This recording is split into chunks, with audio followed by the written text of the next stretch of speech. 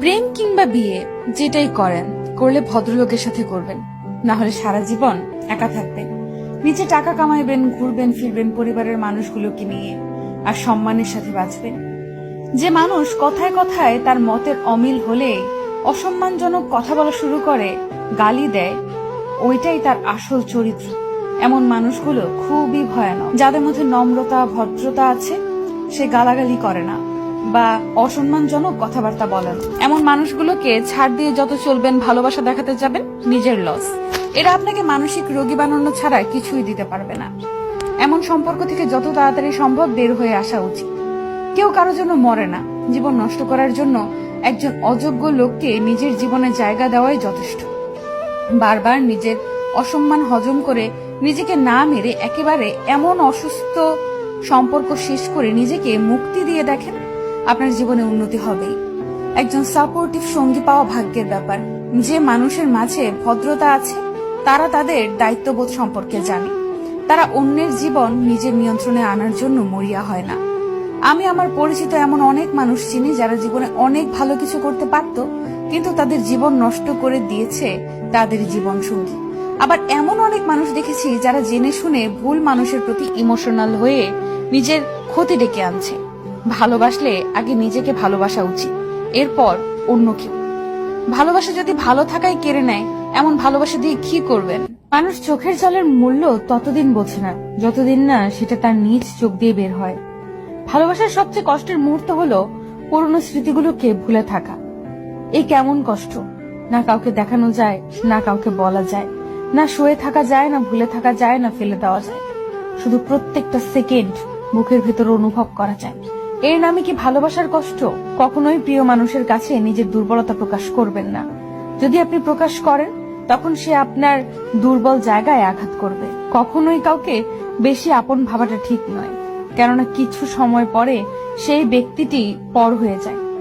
কাউকে বেশি ভালোবাসতে যাবেন না, কেননা যাকে আপনি সবচেয়ে বেশি ভালোবাসবেন, সেই মানুষটি আপনার কষ্টের কারণ হয়ে দাঁড়াবে। যদি কেউ বুঝতে পারে আপনি তাকে মন দিয়ে ভালোবাসেন, হয়তো প্রথম প্রথম সে ঠিকই আপনাকে ভালোবাসবে, তবে ধীরে ধীরে দেখবেন পরিস্থিতির সাথে সাথে সে পরিবর্তন হচ্ছে। তখন আপনি তার কাছ থেকে দুঃখ, কষ্ট, আঘাত, অপমান, অবহেলা, প্রতারণা ছাড়া আর কিছুই পাবেন না। কুকুর মার খেয়েও বিশ্বাসী থাকে, আর মানুষ ভালোবাসা পেয়েও বিশ্বাসঘাতকতা করে। নিজের প্রতি ভরসা আর বিশ্বাস করতে শেখো। পথ যতই কঠিন হোক, রাস্তা তুমি নিজেই খুঁজে পাবে। ভালোবাসা এমন এক বদ অভ্যাস যেটার কারণে মানুষ এক মুহূর্ত আনন্দ পাওয়ার জন্য সারা জীবন কষ্ট সইতে দ্বিধাবোধ করে না। যতই রাগ উঠুক না কেন, রাগের সময় একটু ভেবেচিন্তে কথা বলা উচিত।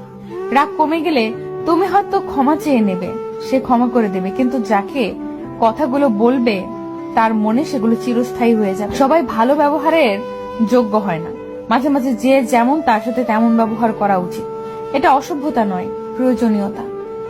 দুনিয়ার জন্য তুমি একটা সাধারণ মানুষ, কিন্তু একটা সাধারণ মানুষের কাছে তুমি তার সম্পূর্ণ দুনিয়া। নিম পাতায় যতই চিনি মিশাও না কেন, তা কখনো মিষ্টি হয় না। ঠিক তেমনি কিছু মানুষকে যতই ভালোবাসা দাও না কেন, তারা কখনো আপন হয় না। প্রত্যেকটি মানুষের জীবনে একবার প্রেম আসে।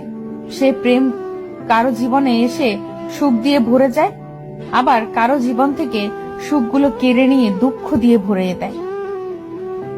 তখন মানুষের জীবনে শুধু কষ্টই রয়ে যায়। যদি ভাগ্যক্রমে তোমাকে পেয়ে যাই, তাহলে তুমি হবে আমার সবচেয়ে বড় উপহার। একটা বাস্তব কথা কি জানেন? আমাদের পছন্দের মানুষগুলো কখনোই আমাদের হয় না, কখনোই না। পৃথিবীতে সত্যিকারের মানুষ চেনা বর্তমানে দুঃসাধ্য এক ব্যাপার হয়ে দাঁড়িয়েছে।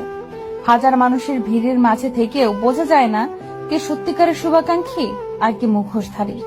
অন্যকে ঠকিয়ে নিজেকে সুখী ভাবতে পারো, কিন্তু জীবন তোমাকে কখনো সুখী থাকতে দিবে না। প্রথম প্রথম সবাই পাশে থাকতে চায়, পরবর্তীতে পরিস্থিতি অনুযায়ী সবাই বদলে যায়। যে আপনাকে চায় না, আপনারও তাকে চাওয়া উচিত না, তাতে অবহেলা দ্বিগুণ বাড়ে। যখন দেখবে মন খারাপ, একা একাই ভালো হয়ে যায়, তখন বুঝে নিও তোমার আসলে কেউ না। যারা তোমার আপন সেজেছে তারা কিন্তু আপন না। দোয়া ভাগ্য পরিবর্তন করার ক্ষমতা রাখে, কারো মোনাজাতে থাকতে পারি, সত্যি ভাগ্যের ব্যাপার। ভুলতে পারি না বলে কষ্ট দিচ্ছ, একদিন দেখবে সব কষ্ট সহ্য করে তোমাকে ঠিক ভুলে যাব। মূর্খের সাথে তর্ক না করে নীরব থাকাই উত্তম। মাঝে মাঝে নীরবতা কঠিন জবাব হয়ে দাঁড়ায়। যে মাছে কাটা বেশি সে মাছের স্বাদও বেশি। যে ব্যক্তি সৎ বেশি তার জীবনে কষ্টও বেশি। জীবনে কখনো কখনো এমন কিছু তিক্ত অভিজ্ঞতার সম্মুখীন হতে হয় যা মৃত্যুর চেয়েও ভয়ঙ্কর যন্ত্রণা দেয়। এসব কারো কাছে বলা যায় না, চুপচাপ সই নিতে হয়। পুরুষ মানুষের সত্যিকারের ভালোবাসা ভয়ঙ্কর সুন্দর। কোনো পুরুষ যখন পাগলের মতো কোনো নারীকে ভালোবাসে তখন তাকে ভাগ্যবতী বলা যায়।